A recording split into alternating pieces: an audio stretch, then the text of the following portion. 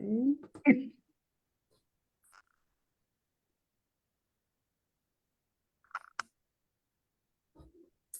All right, we are now live. I want to welcome everybody back to our IGS Facebook Live events. Before we start, I just want to remind everyone this is going to be recorded. You'll be able to rewatch it on Facebook or to our YouTube channel. And why don't you guys drop below where you're watching from? We always like to see all the areas because we know they're more than just Indiana. A couple of things before we start. We are still working on the website. It is going to be brand new. It's going to be amazing. So just hold on. I know I've gotten a lot of Facebook messages about broken links and stuff. You guys just message me. I am trying to fix the links as we go along. But once this website's up, I promise you guys are all going to be so happy. So I'm going to introduce, we're lucky to have the Genealogy Center here today. We've got Kurt and Allison, and what's even makes it more amazing is they are a part of our conference this year. And so I'm going to actually let either one of you guys go ahead, introduce yourselves, and talk more about the conference because everyone needs to get registered. And let's see what we can also learn that we might not know about the Genealogy Center. So go ahead, you guys, take it away. Thank you. We are so happy to be here and to be able to talk about what the Genealogy Center has and what you can expect visiting us, whether in person or virtually. So hello, my name is Allison DePrey Singleton. I'm Genealogy Services Manager, and Kurt Witcher is here as well, if you would like to introduce yourself. Yes, thanks, Allison. I share Allison's enthusiasm for this opportunity to spend a few moments with you this evening. We're really excited about the Indiana Genealogical Society's conference being here in just a few short weeks. And so I hope our time together this evening will give you yet another reason to say, yes, this IGS conference, this is a must attend. So IGS, 35 years. Oh my goodness, I can remember our organizational meeting. I think I was 4 or 5 at the time, but I can remember that organizational meeting. It's been exciting to see the Indiana Genealogical Society grow. And so 35 years, oh my goodness. Why not be a part of this mini celebration that, you know, the society has really been around to help you and to help me be successful in doing genealogical research. Allison has put up on the screen there the IGS 2024 conference. That link we can put into the chat, but oh my gosh, 2 days. It's a single track conference. You don't have to debate between, oh, do I go to this session or that session? Each hour, there's just one session to go to. The focus of the conference is totally on Indiana resources. And you might say, my family largely came from here. My research is not really in Indiana anymore. It's over here. Well, I would just offer 2 things for your consideration. Number one, there's a reason why Indiana is called the Crossroads of America. So many people came through Indiana. They maybe didn't stay, but they came through, touched down, touched toe in Indiana, did something. The Indiana Genealogical Society has 2 awesome projects that have been going on for years. Once a Hoosier and always a Hoosier. Those databases, those publications, pretty amazing. So that's thing number one. You may have ties to Indiana. Thing number 2, and I'm not just saying this, I really believe it's true. And you fact check me. You look up these speakers that are on the roster for this conference. These are really excellent speakers. And let's say that you're really not that interested in the Indiana State Archives, but oh my goodness, have someone talk to you about the kinds of records that are there, how to search for those records, looking at the databases. You may actually find that you have people there, and that may give you strategies for searching elsewhere. Indiana Memory and Hoosier State Chronicles. Oh my goodness, Hoosier State Chronicles has people from literally all over the Great Lakes area in those newspapers. So, oh my gosh, why not? Why not see about updating our information, our expertise in that area. Allison is doing a really great presentation on the Genealogy Center. Ron Dara, oh my goodness. Ron is amazing. The man is committed to local and family history, been really engaged with IGS from its early days and researching territorial records and researching fraternal groups. Again, the strategies that he gives you in those 2 talks, those are almost universally applicable to your research. So why not? Some people may look at me kind of sideways or cross-eyed when I say, I'm really looking forward to the Ask the Experts session that's toward the end of the day on Friday. I really enjoy opportunities to be able to ask my questions of experts. I also really enjoy hearing other people's questions. And how many times have you found in your society meetings and your seminars where someone asks a question that you didn't even think to ask? And it's like, wow, that's a good question. Not only is it a good question, but now I get to hear a really good answer. So there'll be quite a panel of experts from our speakers list and maybe 1 or 2 from the Genealogy Center as well. So that's a really neat thing to look forward to. And then I would be remiss, I know I'm going on long, so my apologies to Allison, but 3 extra hours of research for IGS conference attendees Friday evening. We normally close at 6 on Friday. We're staying open 3 extra hours on Friday from 6 to 9. So, oh my goodness. It really is worth your time. It's an easy drive to get to Fort Wayne from almost anywhere, whether you're driving from Milwaukee or whether you're driving from Indy or Evansville. Yeah, it may take some road hours, but it's a good drive. It's a good city. It's an easy, comfortable, safe city to have an event like this. We really are excited for you guys to join us and to be able to have the opportunity to not only have you attend these different programs, but to explore the Genealogy Center.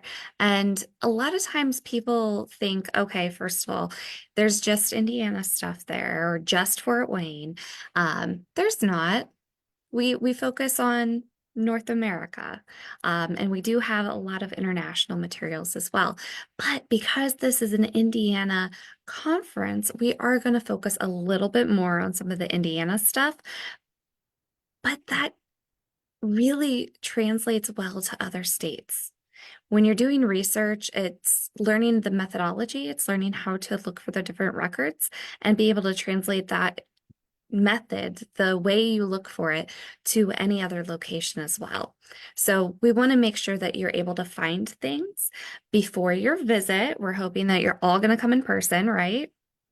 But if you're not, you can also explore our website and find all of the amazing things that have been digitized or you can access from home. So let's get digging a little bit into what you can find. And Kurt, I'm going to let you take lead. Where do you want to start on our website? Well, thank you for that privilege, Allison. Before we get to that, again, not meaning to sound immodest or braggadocious, but we just finished about a month ago our report to the Indiana State Library, which every public library in Indiana has to do. And as we were looking through our numbers, etc., we have 1.2 million physical items in the Genealogy Center. So you're probably bound to find something in the Genealogy Center, no matter where your research takes you. And to complement those 1.2 million physical items, we really have a staff that's dedicated to helping you be successful. So that's another asset that you'll be able to advantage if you come here in person. Allison, maybe a good place to start would be I would like to have a catalog look, but I also like to look at our databases under our resources. So whichever one you want to start with first, I think our folks with us this evening would enjoy both. Let's go ahead and start with the catalog. Let's do a fun search. All right. Throw out a state at me. Why don't we do like Kentucky, since we have a couple colleagues who hail from Kentucky, and my wife's And, family and hails from Kentucky. that's great because it's a neighboring state as well. Okay, I just did a simple search for Kentucky. We have quite a few results. And this is searching in genealogy. So we already have a limiter on here to focus into our collection specifically, which is really helpful.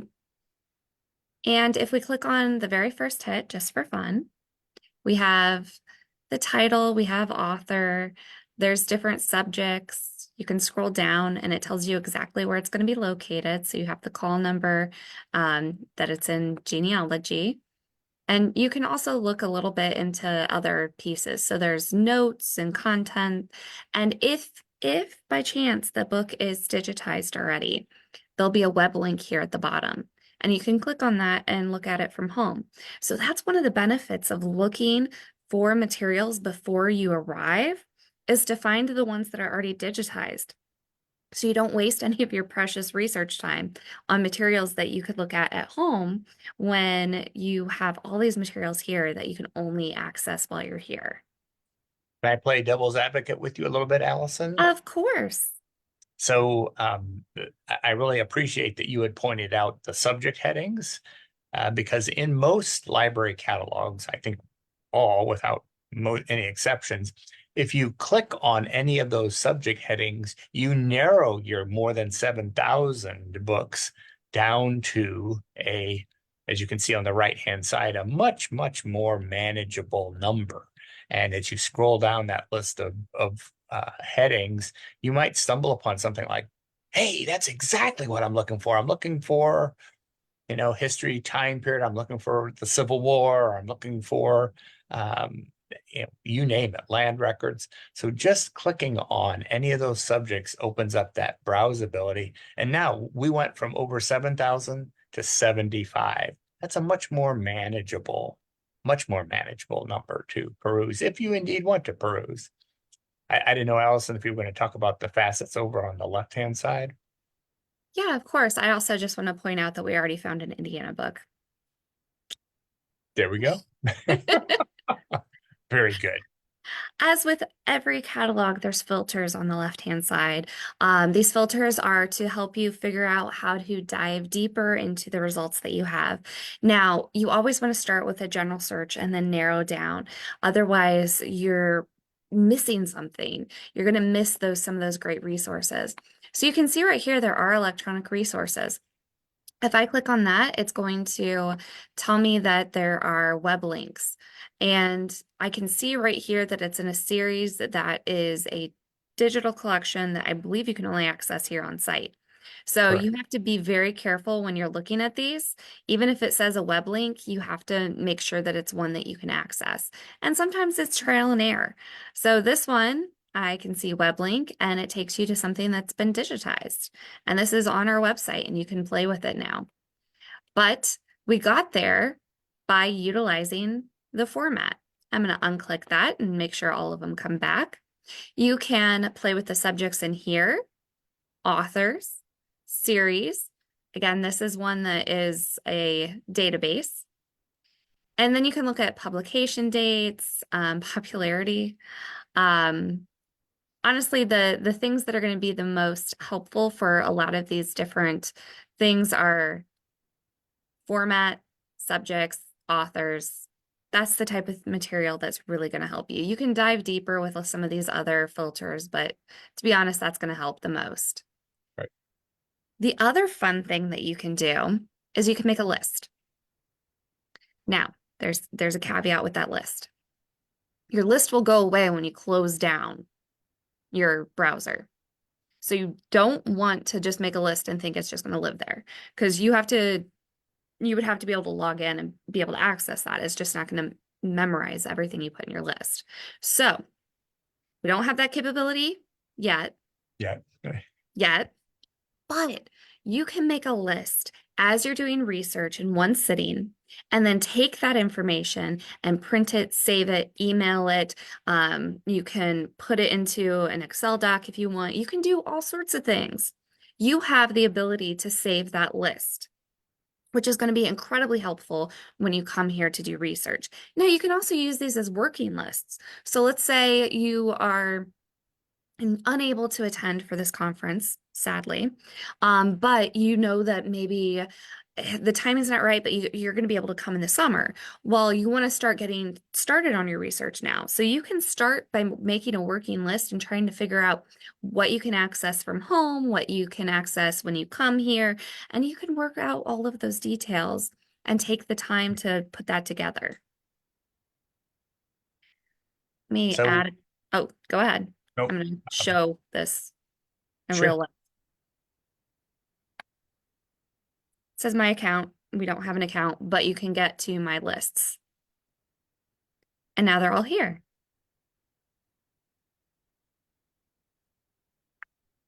Printer friendly email list, can change the format. So now I have citations. So if you just wanted to create citations from the materials. Yeah. I would always encourage, as I bet you would too, Allison, either full bibliographic or brief bibliographic so that you get that call number in your list. Yes, Because 100%. that'll be like your working document, whether it's on your phone or whether it's printed out, and you'll be able to hit the ground running when you come to the research center. Yes, 100%. So you have other options in here. You can remove them, you can sort, etc. So play with this, learn how to use it. But this list option is so wonderful for those that are doing this research and trying to prep. Whoops. Doesn't like the back button. There we go. You have to click it a few times. It's fine. Okay. Anything else you wanted to add about the catalog? Well, I just wanted to make sure everyone heard your little tease there about you can't make your own lists online right here with the catalog yet.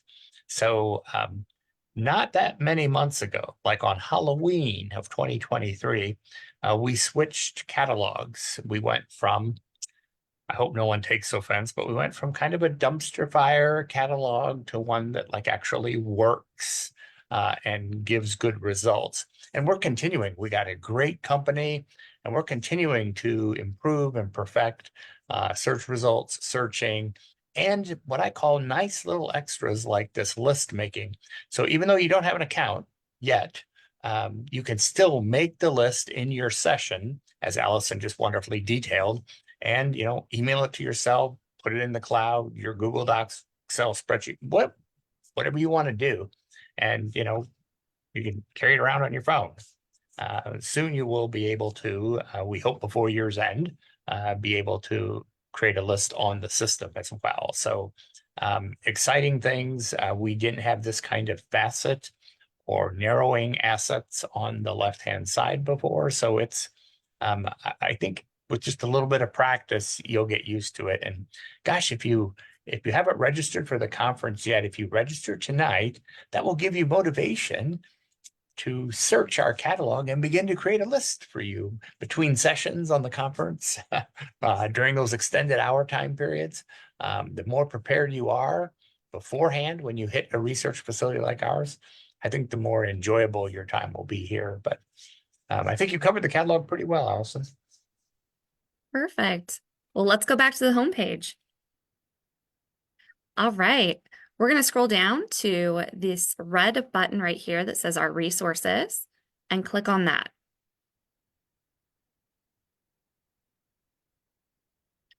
And this opens up the treasure trove of databases. Now, I'm going to start by saying the easiest, best thing to do when looking at our databases instead of just starting to scroll and getting overloaded is It's a long list. It is. It's a great list. Is to filter by database type. This is very helpful.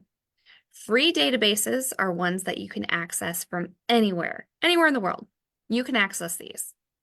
The on-site databases you physically have to be on site for.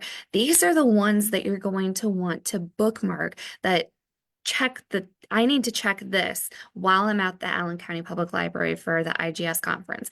I need to look at this database because it has this. It's a really good way to kind of get in your head what you can do while you're here. So I'm going to click on the on-site databases just to start so you guys can see what we have to offer for those of you that are able to come in person. Now we have Ancestry, but it's not just ancestry.com. This is actually Ancestry World. This is the full package. So Right. this is going to get you all of those international records that are so hard to find, especially if you don't want to pay for the entire world membership. Then we have some unique African American newspaper databases and African American heritage database. We also have an African American historical serials collection. America's Genealogy Bank is a newspaper database. There is current obituaries, which can be helpful, so 1977 to current. And then you have historical newspapers, and then there's historical documents and books. Now, as with every newspaper database, copyright is the issue. They don't have everything. There's no way they could have everything. They would have to pay for the copyright from every newspaper that ever was and still is in copyright. Not possible for any of these databases, but they all have something unique that the other one doesn't. So you want to make sure to check all of the It's newspaper cross-cutting. databases. Yeah. Yeah, some of them have overlap, and yes, that's fine. But some of them, man, you can find a gem in there that you can't find anywhere else. Right. So make sure to check that. Absolutely. Absolutely. Maybe this is a good time to interject. I know this may not be prime on your list of things to do in between conference sessions. But if you've ever wondered about a database, or do you wonder what American Ancestors is, or what does Ancestry World look like, or what does Find My Past really have? This would be a great time to play with databases that you've heard about but haven't seen, or databases you don't personally want to afford, but you'd like to kind of throw in a couple names or places and see what comes up. This would be a great time to just kind of have a smorgasbord of opportunities to explore that you may not have at your local library, or you personally may not want to subscribe to. Exactly. And this is that opportunity. And some of these are rare databases that you may not even be aware of their existence. The Archives Unbound collection, these are 3 different databases that perhaps you hadn't heard of before. But these could be incredibly helpful if this is your ancestors' life story. If they are a part of the War of 1812 or the Civil War or evangelism in Africa, if that was part of their story, these would be absolute gold. So you'll want to check these. Archive Digital, Swedish, if you have any Swedish ancestry. We have Canada's Heritage from 1844, Ebony Magazine Archive. This is amazing for some of that historical context. Find My Past, that is awesome. If you haven't checked out Find My Past, I think it's a fun one to try. Fold 3 is your military. And then we have some Indigenous databases, Jewish Life, My Heritage. We have a New Sentinel Text Archive. That's a Fort Wayne specific newspaper. And then we have Newspaper Archive and newspapers.com. So those are the other 2 newspaper databases. So you have America's Genealogy Bank, newspapers.com, and Newspaper Archive. And these 3 are the ones that we have on site for you to explore. And then you can actually check out what's the overlap, what's unique that I Right. can find in one of these other databases. So make sure that you make time for that within your busy schedule. And I also don't want to forget slavery and anti-slavery is here as well. So there's a ton of information in these on-site databases that could potentially help further your research. I just want to make a quick comment, Allison, about the 3 newspaper databases that you just highlighted. And you used the word overlap.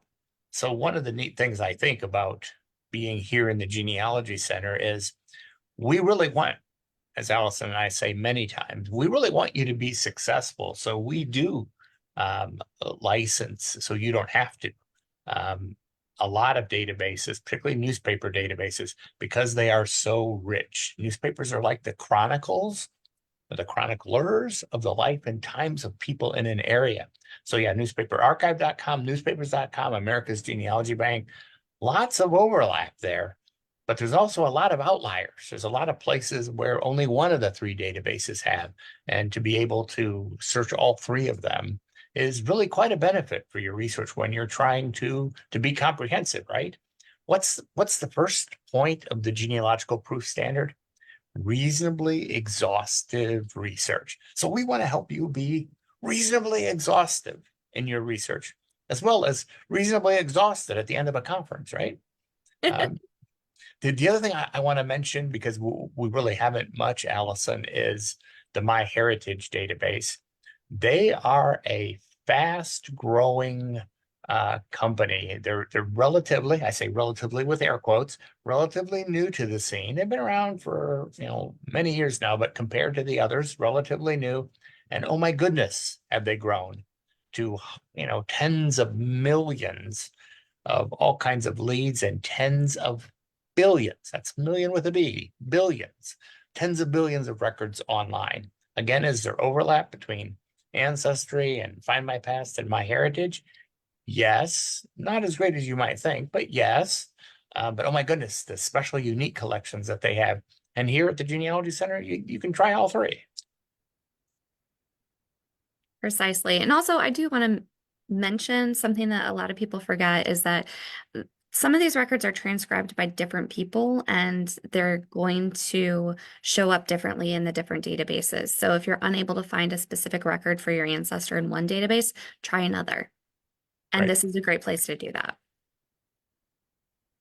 Okay, well, we've explored our on-site databases, but what about these free databases? What about these things that they can access from home? Let's take a look. Well, Kurt, do you want to lead? Yeah, sure. I'm excited about these, but I don't want to mislead anyone. So I don't mean this in any derogatory way, because clearly I'm proud of the Allen County Public Library and of the Genealogy Center here. But if you're thinking that these free databases are going to equal in records and numbers of records the on-site databases, you're going to be disappointed. But what is really, and I'm going to be redundant on purpose, what's really unique about these free databases is that they're unique. And what I like to tell a lot of people is these were like the safety net under the wire. So things that large information aggregators like Find My Past and MyHeritage and Ancestry, these are too small for them to be to deal with. They're a bother. They're an unnecessary bother.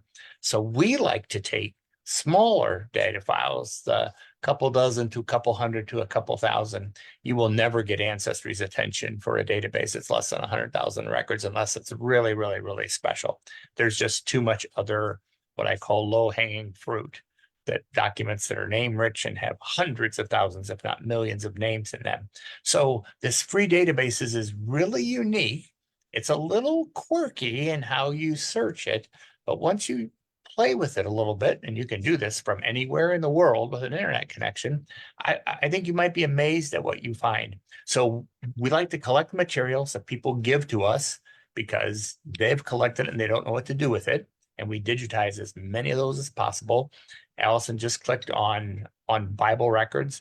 We have a little initiative right now to push for more people to contribute Bible records. And these I don't think you'll find in many other places.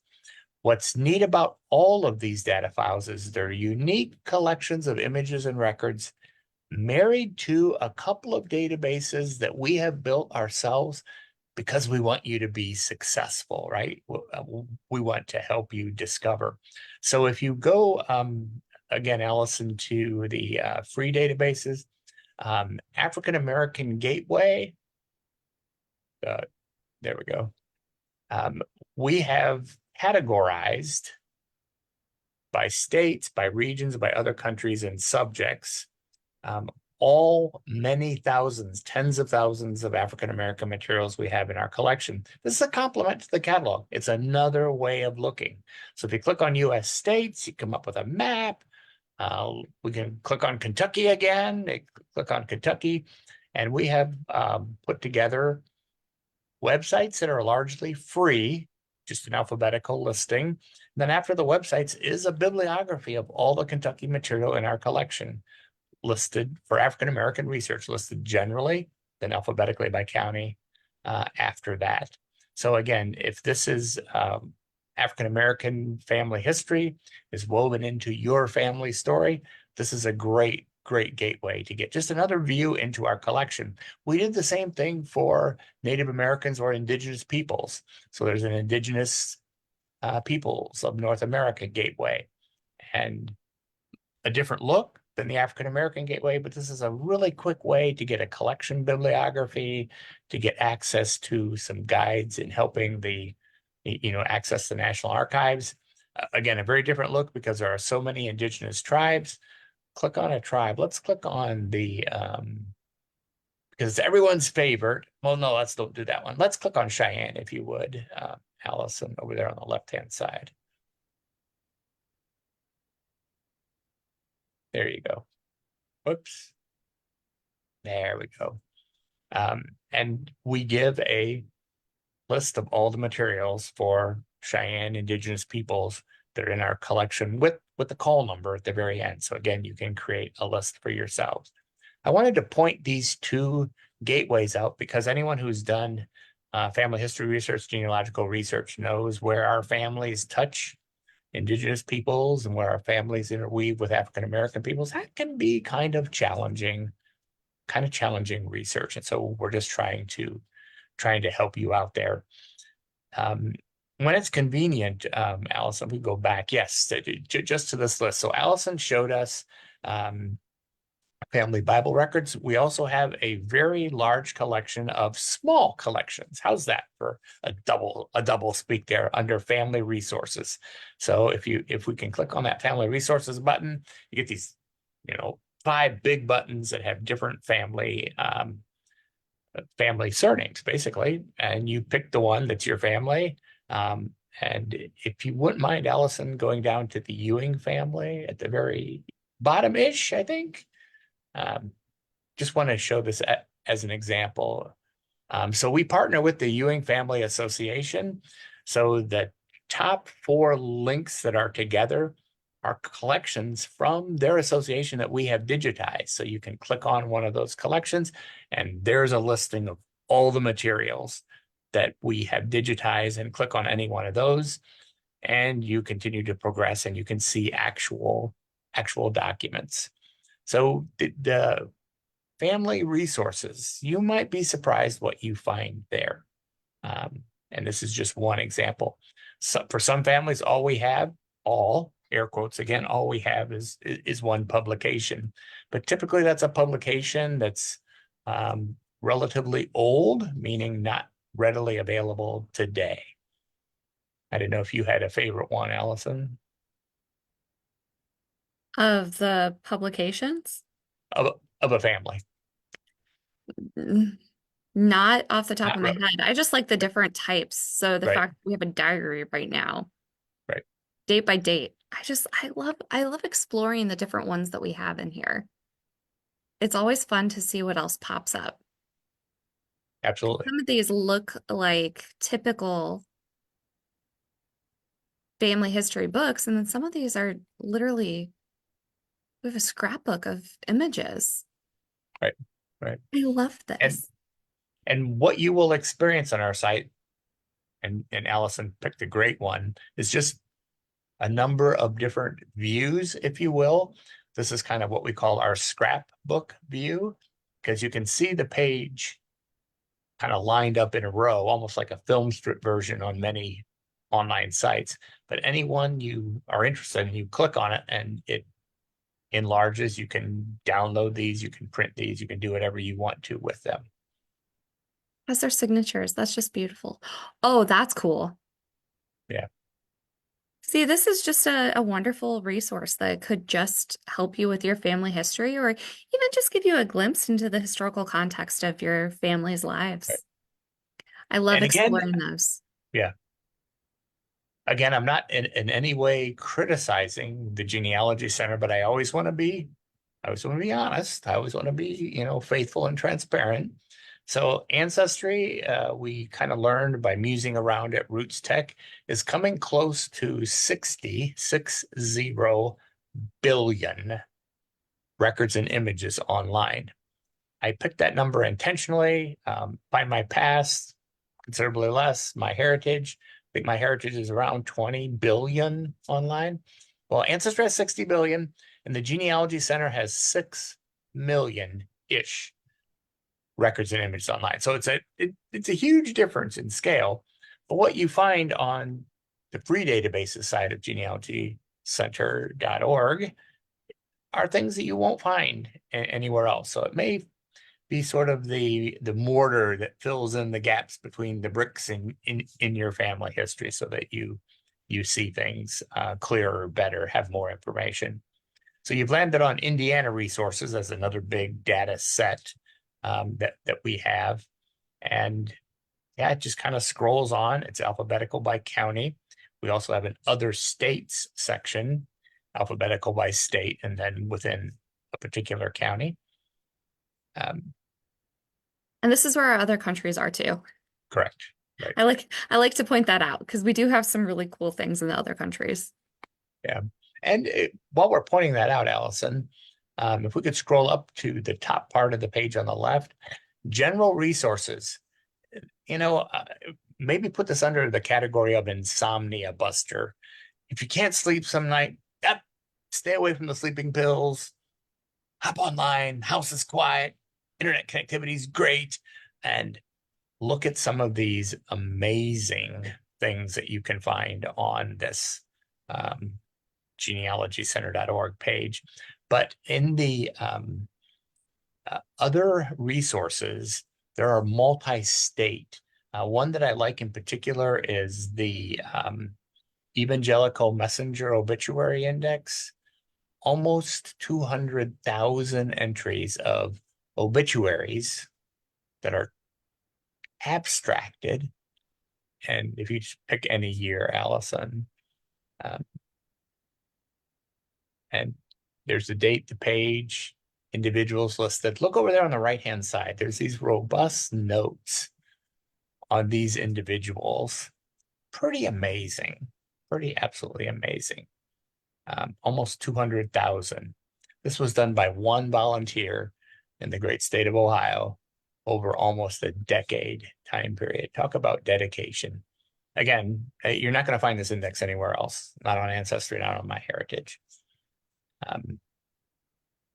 I want to be transparent again, Allison, and if we could go back to the top of any page in the free resources, notice those two search wells. If you put a term in search, the Genealogy Center catalog, it will execute it in our new catalog.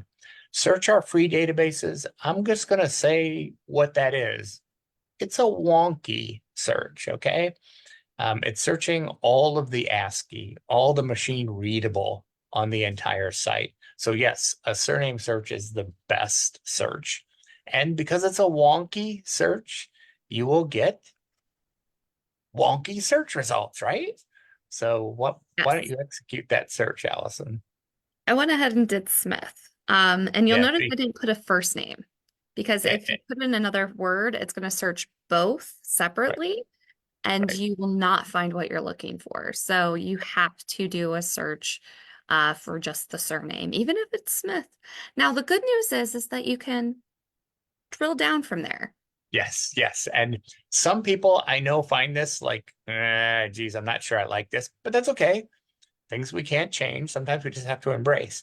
So every single database that has a Smith will have a line on the left-hand side and then the number of hits in that database. And those on the left-hand side are actually links as they look like on your screens. So you can click on any link and say, okay, there are 9 Smiths there. And here it's a database and it's showing you Insanity Records, Adams County, Indiana. There's the name of the person and the page where you can find those records in that particular resource. So Book That's cool. 6, Adams County, Indiana, Clerk of Courts. Right underneath the title there, it tells you where you can access those. So we take Excel files, text files, Word documents, whatever people have done that they want to contribute, we continue to add to these free databases. So, well, what a playground. I don't mean to put sleeping pill companies out of business, but why would you ever take a sleeping pill if you can get out in the middle of the night and look at all of these wonderful resources? Allison's hovering around our military heritage. This is my favorite. Yeah, go ahead. Go ahead. We're particularly proud of this one. I love our military heritage. I think it is so fun to explore. It is my favorite to show students as well because it is such a great way to look at a person's experience in whatever military conflict we're discussing beyond the records you're going to find in the traditional databases like Ancestry or Family Search or any of the other ones. This is going to be things that are more personalized because these are going to be the fun letters, diaries, photographs, anything that we've been able to borrow from descendants of a person who experienced one of these military conflicts and digitize and get on this website. That's what's included. World War II is my personal favorite. I know. But you can go through and look at the individuals. You can see that there's different branches of the military. You can see that there's different letters. One of my favorites is George Miller and Mabel Poth, but they're from Ohio. But you know what? We're going to look at it anyway. Um, I just think it's so fun that you have these beautiful letters that were written back and forth, and you have the language. That's one of the things I stress to people is sometimes you don't really know how people spoke in different time periods until you start reading their personal letters and understanding what their lives were like. And it's just so much fun to see this and then think about the old movies that I've seen in my time and kind of compare the language, and it really makes sense. It's fun. Well, and as you've said a number of times, Allison, when we've spoken about letters of any kind, including military letters, sometimes, we'll hear people say, wow, my family destroyed the letters, or my veteran or the home front folks never wrote. If you can find letters of someone in your ancestors' regiment or company or division, you might be surprised what you learn about their life, what a day in the life of someone in that regiment or company was like. All the things you were saying, Allison, about really putting together, creating a rich context for your military ancestor. Pretty darn amazing. 100%. I love this right here. Gee, darling. That's so cute. It's just the language. It's reading these letters and understanding a piece of history. I also really enjoy just kind of looking at the different, you have original documents, you have the letters, you have photographs, posters, unit histories. There's so much in here. It's really a treasure trove. And it teaches so much beyond just the military aspect. You have the historical time period, the language, just everything, period clothing even. If you start looking at some of the photographs, you can look at different countries based on where people were stationed. It's such fun to explore. You can do keyword searches in here. So once you're in a collection, you can do some searches. I'm going to go back to this page because I've spent a lot of time on that. So what about Civil War? Is that an option? Yes. And if I can interject here, Allison, I know some, and it's totally a valid point, say, oh my gosh, you scroll forever on these pages. Can't you do something about that? And well, yes, we can, but you can too. One of the things you can do is use a navigation at the top, those nav links at the top, which Allison just did to get to a section, all those, specific resources. But I hope everyone remembers something that has nothing to do with our website or any other website. Control F, the find function. I know people who use it all the time and other parts of their life sometimes forget to use that really basic function where you can navigate quite successfully long, terribly long scrolling pages by just doing Control F and putting in a pertinent term. There you go. Yeah. So yeah, we have a lot of different pieces that are not just Indiana based. So make sure that you're looking in here no matter where your ancestors were stationed, for whatever military conflict it might be. And please keep in mind, we're still actively collecting and adding to this collection. It is such an important thing to remember our military ancestors and family members. So adding to this collection, I think, is just a fun part of what we get to do here at the Genealogy Center. Absolutely. And if I can just make one closing remark from my end of things, Allison, it is really consequential, and there is a historic basis for that, right? Think about today back to before the American Revolution. What has happened nearly every generation without exception? Nearly every generation without exception. In fact, I think we could say every generation. There's been some number of people in our country who are serving in a military capacity, whether they're on the frontier, in the colonies, before the country, in the Revolutionary War, just march through history. And every generation, there's the possibility that our ancestor may have served in a war or been directly affected by a war. How can you not look at those records? How can you not value those records? Exactly. It's such a fun collection. I'm going to go ahead and go back because we have something else very important to touch upon. Yeah, so do you mind going? Oh, Nope. that's fine. I was just going to say, perfect to get to it there, but maybe you want to go back to our main page, Allison, Sure. and get to it from the main page too. So there's two ways you can get to the periodical source index. And there's the big button on the main page. We're pretty proud of this. Why don't you take it away, Allison? Sure. So the Periodical Source Index is such an incredible resource for any sort of genealogical or historical research. These are periodicals from all over the country and other countries as well. These are boots on the ground. These are the people that are able to touch and feel the original records. They're able to go to the courthouses and create abstracts and transcriptions and put them in the periodicals, the newsletters, journals, quarterlies that are sent out to their members of their societies or whatever they may be associated with. But you may not know they exist. And this may be a small society. It may be something that you never heard of, and they might have access to the records that you're looking for. But it's hard So, to know about every right. single periodical. So, fun fact, there's our IGS, the Indiana Genealogical Society, but there's at least one more IGS, and that's the Idaho Genealogical Society. Now, we'll always remember this because I stumbled upon it and I've used it in presentations. In an IGS, Idaho Genealogical Society publication, there's an article, it's about 6 pages, of Wilson family in some Indiana county. Why would anyone ever look in an Idaho Genealogical Society publication for an Indiana family?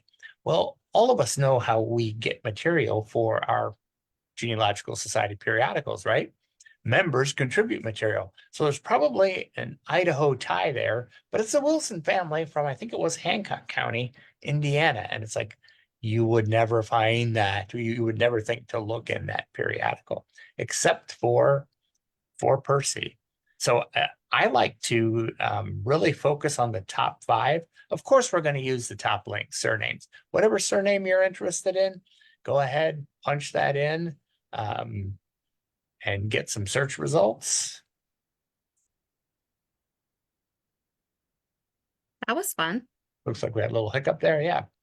And so you have article title, the periodical that article is in, along with the ACPL call number. So again, you can create your research list, the year it was published, and the publisher. If we scroll all the way down to the bottom, we'll see the search results. And so there's 510 church families here. And so right above where Allison's cursor is, you can search through keywords in the title, or you can search through keywords in the periodical to the right of that, or publication year or publisher. So there's all 4-ish different ways of narrowing your search result. Or at the top where it says show 10 entries that search well, right next to that, you can search across all of the results, all of the 4 different fields to narrow it down. And what So- I love to point out is I always use church because one of our previous colleagues' surname that she was searching was church. And she would get so frustrated because she would get the denominations, she would get the buildings, she would get all sorts of stuff when she searched for the surname church. In PERSI, it actually comes up with the surname. Right. So who can resist looking for surnames of interest? But if we go back to the PERSI homepage, I call them the core 4, those greenish buttons, pine green buttons that Allison's rolling through: United States, Canada, British Isles, and other countries. Oh my goodness, there's just so much rich information in there.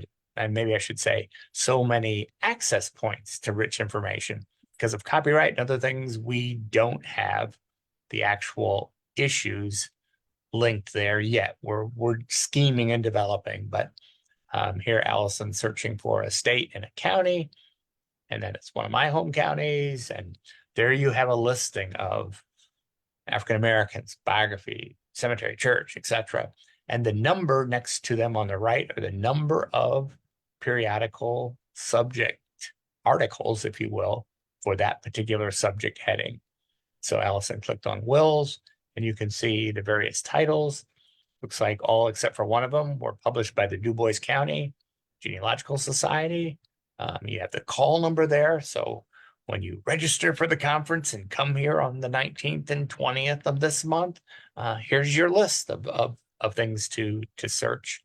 I have to put this plug in. I think I would be derelict if I didn't. So the Periodical Source Index is created by the Genealogy Center of the Allen County Public Library.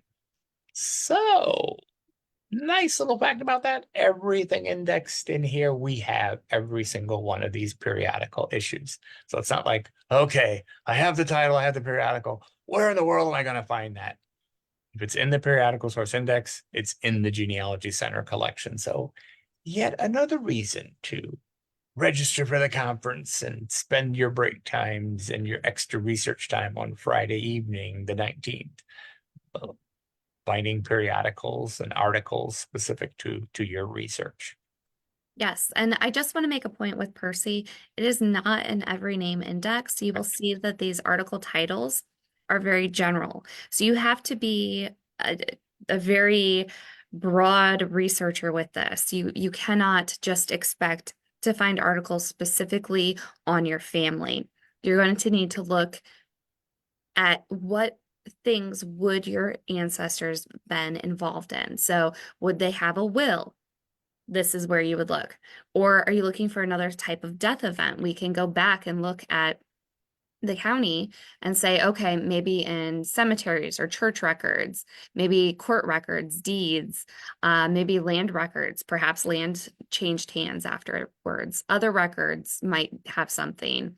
Tax records, possibly. Vital records, yeah, I would look there too. And wills. So there's different things surrounding the different events that you're looking for. So keep an open mind when you're searching PERSI, but it is a treasure trove of great little pieces of information that you wouldn't be able to access elsewhere. Right. And if I could just insert kind of a rollback to a statement I made earlier this evening. So if we are going to do reasonably exhaustive research, right? That's number one, and the GPS, genealogical proof standard. So we'll take Allison's advice and we'll say, okay, census is probably a good possibility, church, wills, vital records.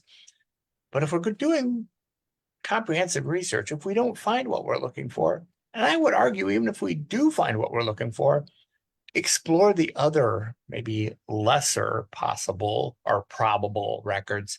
Really look through all of them just to see if there might be something that will provide you more clues, another tip, more data around which you can build the context of your family, find all of your family stories. So I guess that's a tortured long way of saying, why not look at all of them if you can narrow it down to a county? And I know some counties have a lot. I know for a fact Rowan County, North Carolina has a lot. Marion County, Indiana has a lot. Don't you love that technical, precise term, a lot? But many, many, many, many articles. So I think you can really benefit from using the Periodical Source Index. That's why we here in the Genealogy Center are committed to continually publishing this index, and it's free. I don't know about you, but I like free. 100%. Also, I'm very entertained about this Outdoor Indiana because it looks like there's all sorts of fishing images, which I would never have thought to look for in this database. And so, we learn every day. We that's a beautiful part of this job is we get to learn something new every day. And so now I know if I want to look for some of my family members or ancestors who were fishermen, this might actually be a really cool thing to look for. So now I need to look in through the history. So Yeah. thank you So guys. what Allison and I have attempted to do this evening is to whet your appetite about the Genealogy Center. We have touched on, I'm going to say not even 50% of the information and things you can explore on the Genealogy Center website. So we just invite you to go to genealogycenter.org and play. I think we're close to time. Yes. I But do This want to was do. fantastic. You want to share something else, Allison? Oh, yeah, I was going to say one last thing is just to make sure that you guys know we do offer free programs twice a week. So please join us every Tuesday and Thursday for one of the programs that we have. This can really help with your research, but also going back to programs, we want to make sure that you guys are registering for the conference and coming to see us. It's really a wonderful opportunity to be part of the 35th year celebration.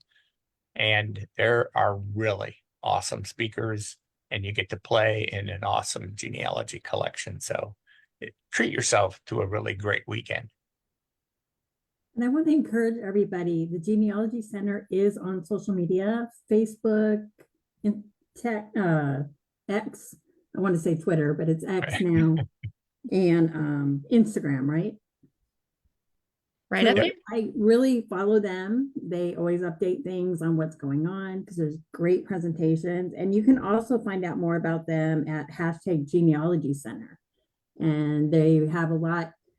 You guys haven't put stuff on, but there's been a lot of TikToks lately about researching there. So you guys should check it out. And I do have a question for each of you. And I know, Allison, you said one of your favorite collections was our military heritage, but I wanted you guys to each share either an artifact or book or collection that is your favorite. Well, Kind of caught you guys off guard. You want to go, Allison?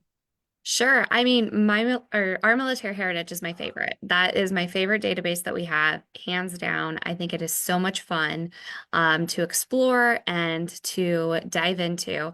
And I think it's so important that I've been donating my own family stuff to it. So you can actually go in and see my family's images in here because it's that important to me that this information be shared. I want people to be able to look at these images and go, okay, maybe I can actually identify what was going on here, or maybe my family member was here, and now I have an image of them that I didn't have before.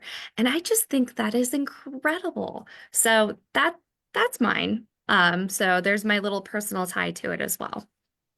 And my favorite resource is the Periodical Source Index because I'm continually astonished about how useful that is. we have patrons come up all the time and they're kind of disappointed. I've been here for 2 hours, 4 hours. I haven't found anything. It's like, wow, have you looked at the periodical source index? What's that? And we do a couple searches and it's like, oh my goodness. And we go to a periodical or 3 or 5 different periodicals and voila. I don't believe in magic, but it's almost like magic. So yeah. As close as you can get in the genealogy world. Okay, so we have a question here from M. Clark. I have some family military photos, letters, and many other documents I'm trying to find a home for. What do you guys recommend? Do you guys take in those type of things or?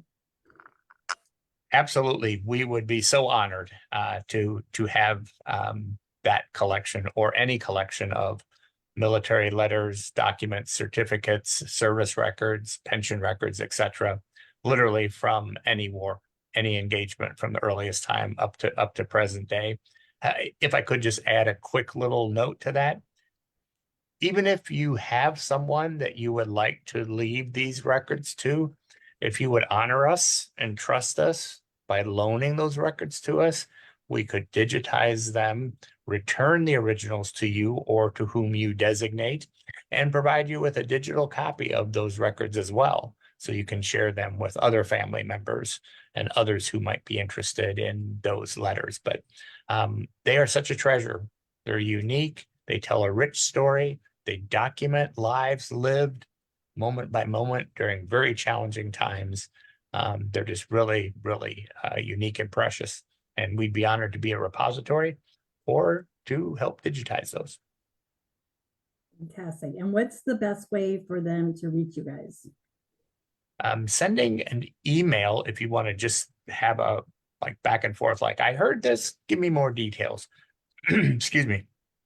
Just send an email to genealogy at, and then the library's 4 letters, ACPL, Allen County Public Library, acpl.info, info. That will eventually get to me or to Allison, and we'll talk you through the process. And you can say, okay, what's the next step? Perfect. Thank you guys. This was amazing. You guys came at a perfect time because it's before the conference, so we're getting everybody excited. So go tonight, before you play with the website for Genealogy Center, go register for the upcoming events. And I got it in the link, so you guys can go register. And we also wanted to share next month, we are having Monroe County Historical Society. So those with Monroe County ancestors, we hope you will come and watch. This will be recorded and it's instantly available on Facebook. We will let you guys know as soon as it's available on YouTube, normally within 24, 48 hours. But thank you guys so much, Kurt and Allison. This was fantastic. And I know I'll be up all night looking through stuff now. I'll be making the list. Thank you. Thank you. Okay, will take us off live. Okay, thank you all. I'm off to make some lists. All right. Wonderful. Thank you guys so much again. This was great.